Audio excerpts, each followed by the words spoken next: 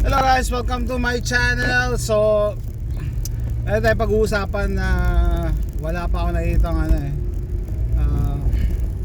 nagtatackle ng issue na may isa pang biktima dito sa insidente dyan sa Tacloban High School. Bleep bleep. Ayaw ni YouTube yung mga ganyang words no? So, as of today, Wednesday, 4 na daw yung nategi. 4 na daw. So initially 3 yung nategi, tapos yung isa yata ay nasa ICU, patay nategi na. Tapos 20 ang sugatan. So maliban dun sa condolence dun sa 4 na nategi, and then yung 20 na nasugatan and libo-libong na trauma, malamang na trauma din yung mga nag-survive. May isa pang biktima dito na hindi pinag-uusapan. Actually the opposite, na siya yung gustong bitayin as a villain, which is didiretsuhin ko na kayo yung police woman. Okay, biktima din siya dito, biktima siya. Pag binabasa ko nga yung mga comments ng mga kababayan natin, no, napapailing na lang ako. I think siguro dahil heightened ang emotions, hindi pa nakakapag-isip ng tama yung mga tao, naghahanap ng masisisi. Yun ang normal reaction, maghanap ng masisisi. Normal naman yun. Pero once na kumalma kayo, teka, sara ko nga yung bintana. Papunta kami sa swimming ni AJ. Papunta kami swimming. Ito yung aming third session for this week. Magkakasunod Monday, Tuesday, Wednesday. So, ayan. Init AJ. Hold on. Sorry, it's hot.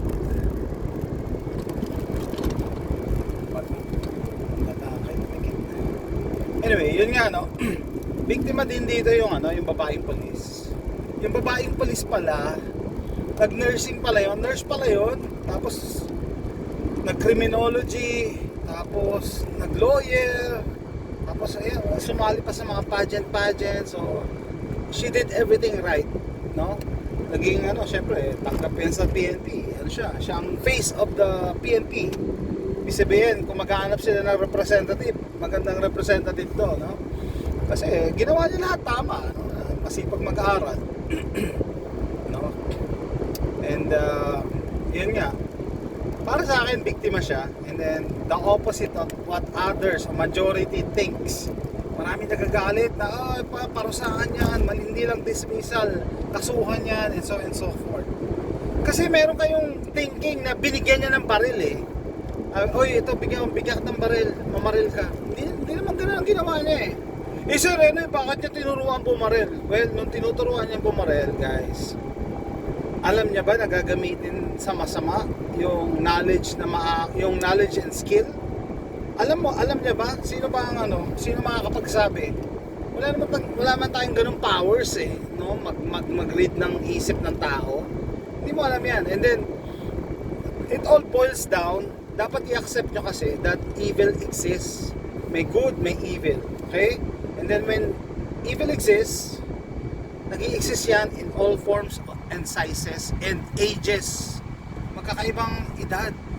Don't assume na dapat tayo mandarin. Tayo mandarin na sa kapay. Okay, sige na ako pag-edad. No?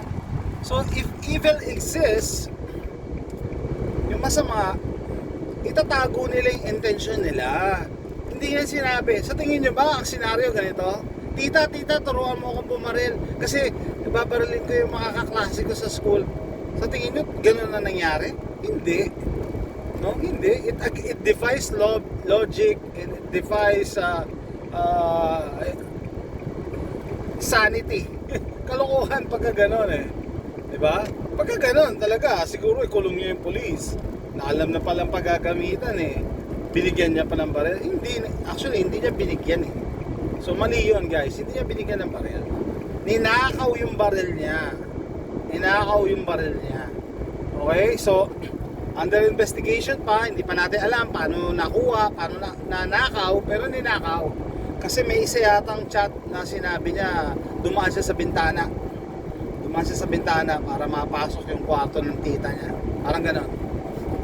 Hindi pa natin na-verify, pero kung totoo yun, pero kung totoo yung ganong senaryo, kawawa naman yung babaeng polis.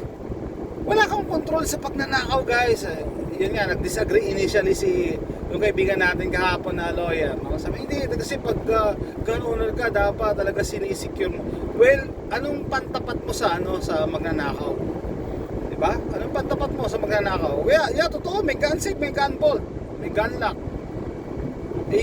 Yung mga yan, yung mga sinasabi nyo gun bolt. Actually, yung tinatawag nyo ang gun bolt minsan, gun safe sa Pilipinas. Ang tawag lang namin dito dyan, gun cabinet eh. It's made of metal, nalalak, pero cabinet lang yan na nalalak. Okay? Unless talaga yung mga combination safe talaga na yun talaga, mga gun safe yun, mga fireproof na safe. Anyway, sabi nga eto, maniwala kayo na yung mga ganyan, mga gun safe, gun bolt, it only keeps honest people away. Okay? Pero yung determined thief, kaya niyang kaya niyang buksan yan, kaya niyang pasukin. Kung talaga may plano, no? May plano na nakawan ka or pasukin ka. Like example, yung mga bahay sa subdivision, no? May gated na, may gate na, may gwardiya pa, pero bakit nananakawan pa rin? Minsan may mga bars pa nga bintana, pero nananakawan pa rin. Dumadaan sa kisame. Criminals will find a way. Naghanap sila ng paraan. No? And sadly, yung reaction ng government natin is hindi pa rin mape-prevent yung future na similar incident. Just in case na may mangyari ngayon. Ano ibig sabihin? Nabaltaan ko, 2 hours na daw nakapili yung mga estudyante ngayon sa Quezon City para lang makapasok sa school kasi chine-check isa yung bag. Sa tingin nyo, yung gagawa na masama, dadali niya sa bag niya, tapos papacheck? Di ba doon nga sa nangyari sa Tacloban, dumaan nga daw sa bakod sa likod. So kahit gaano kahigpit kayo sa harap, sa likod dumaan. Di ba? Hindi pa rin mape-prevent eh. Yun ang aking pinupunto dito eh. Tapos yun nga, balik tayo dun sa sa isa pang biktima dito, which is the police woman. Victim siya ng anong ang tawag doon, yung trial by publicity. Kino-condemn na siya. Wala nga, may narinig pa kayong side niya. Ito ang aking ang aking theory. Kinausap na yan ng PNP. Magiging fall guy yan. Kahit babae yan, fall guy. Magiging fall guy yung Somebody has to take the blame. Somebody has to take one for the team. Ganyan yan. Aakuin niya yan. Kasi kailangan, sino sisihin mo? Hindi nga masisi yung 14 years old eh. Kasi, exempted sa batas eh. No?